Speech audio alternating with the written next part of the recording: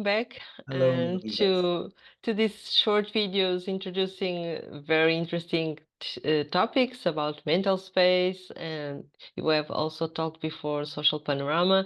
So my question today is, what is mental space psychology? What people that don't know about it, what can you say to them? Yeah, you could say that this is a psychology, so a psychological view on humans, but it's fully based on clinical experience and especially with NLP. So by doing NLP, you recognize certain phenomena. Like, for instance, NLP is always ask the client, what do you want to achieve? What is your outcome, your goal? And then, yeah, the client thinks of something, and we take that for granted. But when you look at it, it's very interesting that the client projects something in the space in front of them most of the time, and and then when it comes closer or comes bigger, so that has a strong emotional effect. Mhm. And mental space psychology defines things like all things that's going on in the mind, everything we think or feel or experience, we do in the space around us and inside our body. And by using this definition and prioritize that above language, other things, cognitive structures, you name it, um, you get a very clear idea about how the psyche operates. Now, and from that, you can improve your work as a therapist or a coach, or also just for yourself as a human being, and that you get more insight in what's going on. And the thing is that the space is always there. So people are very used to working there and thinking there, and it's overseen by most of our colleagues, psychologists, so that this is the core. So there are some examples of people who also saw, space is very important, but most missed it, and they just do other things, but they miss the core of how cognition works and how people operate. Now, and that's I think that's taken care of in mental space psychology. Yeah.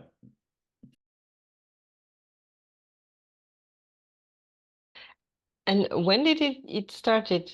I know the story of social panorama, but when did it started, this mental space psychology, this approach?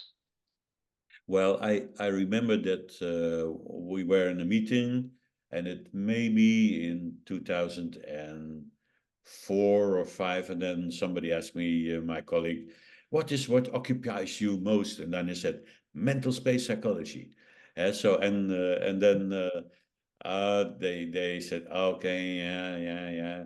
And I didn't have the chance to really explain it to them because they uh, didn't understand the word, and they thought, well, how can it be so revolutionary?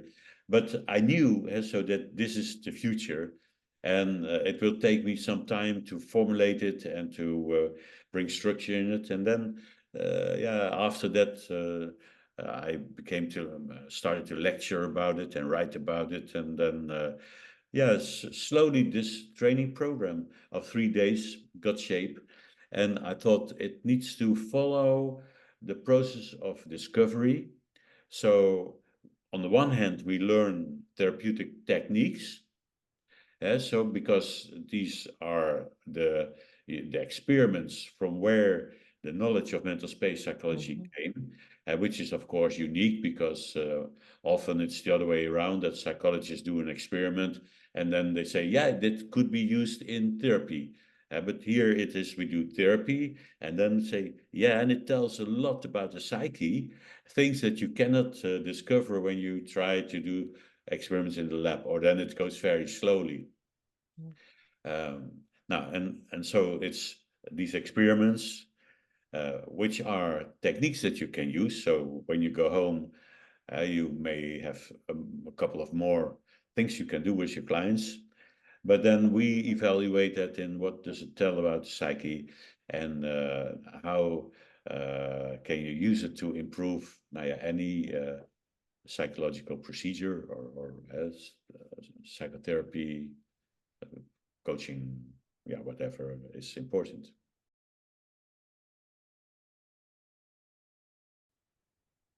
Okay. Thank you, Lucas. And now, what can people learn? You talk about the 3 days course. What people learn in those 3 days? Yeah, so what the responses are, most of the participants is that they say, it was really fascinating, so that they enjoyed it because of that it's interesting, and that they then still, yeah, now so many things that I did or that I learned became more clearly integrated in one model. So and then of course you learn new things in many formulations and or different terms for the same thing or for but then you have a more, you could say, a visual model where it's not so much depending on how things are named and how people in the field that are in competition try to give their own name to the same thing. So that is confusing, but that you see, this is what we're doing. And that's often what they say. So that's what I hope for people who take part, that they come to a strong insight and then take home a couple of practical tools and then from that altogether improve the work that they already did a lot and make it more efficient, and also more fun. So because it's yeah, when you for instance, what we do, we work with depression in this training, and then that's often a hard thing to work with, and that means that for many therapists, it's not so nice to work with depressed clients. But when you have a method, it becomes much nicer. So and you are waiting for the next depressed client. Yeah, usually it's not a nice thing to deal with, but it's good when we have some solutions to help those kind of people Yeah. and getting a little far away from that suffering moments and release some of that. Right. Uh, some people ask me what is the difference, and this is specific for the people that have already done social panorama. And so, what will be the big difference? Will we learn the same things? What could you say to them? Yeah, so well, this question, of course, comes up a lot. Now, when it was the same thing, I would not do it because then I would do the same thing. But what I think is the broad difference is that the search panorama is tools. So it's methods to work with relational issues. Now, and behind that, there is the theory of mental space psychology, but it's not so explicit. So we do it. We mention some things, some phenomena, but in this training, yeah, the background and then the psychological background of things that you work with in the search panorama become much more clear and in a broader wider perspective. So it's about everything that's going on in awareness and everything that's happening to a person, not only when it deals with relationships, which is of course the speciality of the search panorama. And no, I think that when you already did a search panorama, then the skills that you have will be broadened to other areas of, you could say, psychopathology, but um, but you will have more grips on why you do these things, and when you know why you do something, you will probably do it better. And so I think that's a deeper logic in when you learn skills.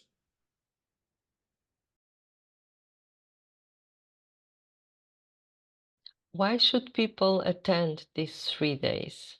What would you say to them? Yeah, well, they to me they don't should do it, but it's an invitation.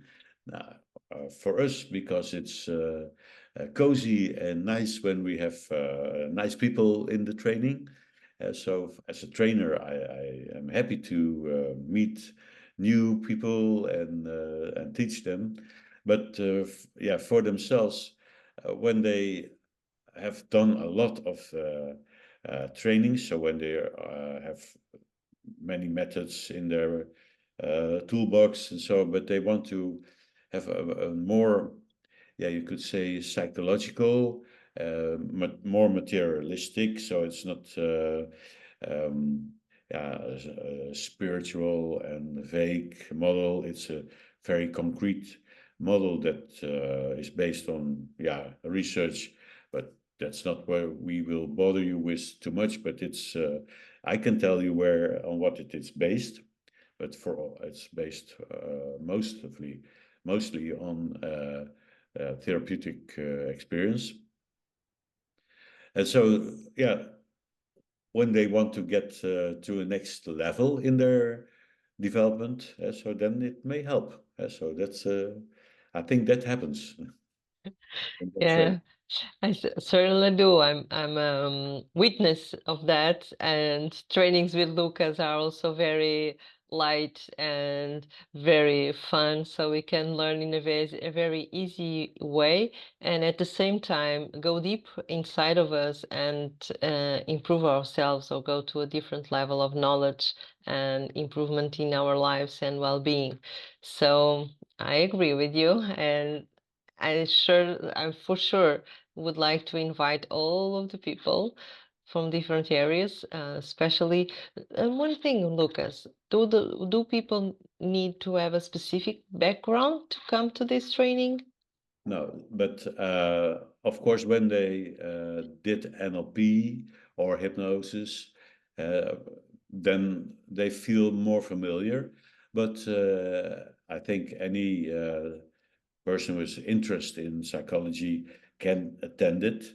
And then there will be more new things than for people, of course, who have more practical skills. Uh, yeah, so who have seen many procedures or done that. So when you're fully new when you're not a therapist, yeah, it can be fascinating, but then it's will be extremely fascinating because you will see another world. But when you are a therapist with practical skills, yeah, then you will get a new view on yeah, this part of the world. And I had always the idea.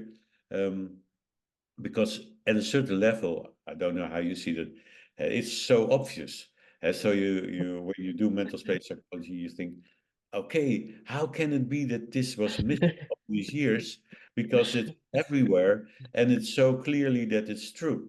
So you don't need to discuss many things because yeah, you see it happening in front of your own eyes, and when you go in your memory, you find a lot of examples where it was the same. And then I think, yeah, why should I teach that? So there's so many American professors with great names. They should have been teaching mental space psychology maybe 30 years ago or 50 years ago, but they didn't. And so now, so that's why I do it. But Yeah, and you do it very well. So let's bring it to more people in the world. I hope we have some helpful information for the people that are listening to us.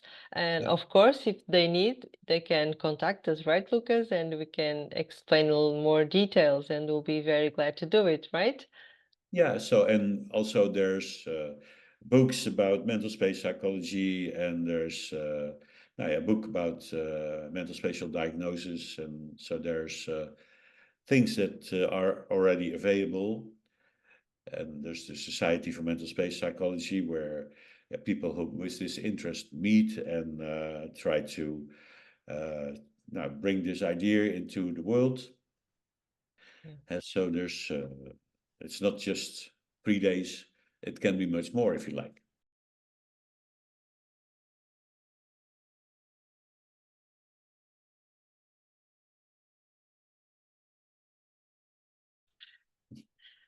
Thank you, Lucas. Thank you Thank very you. much. It's Yeah, always then, nice. to see you there.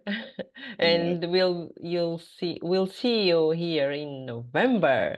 Yeah, okay. Now I'm looking forward to that. So November here is not so nice, and I know in Portugal it's much nicer. November Well, you even can be on the beach. sometimes it happens also in November, but it Yeah. really depends. Well, the seasons are not what they used to be, so we have summer sometimes in many different months in the year. So we hope you can have sunny days when you are here.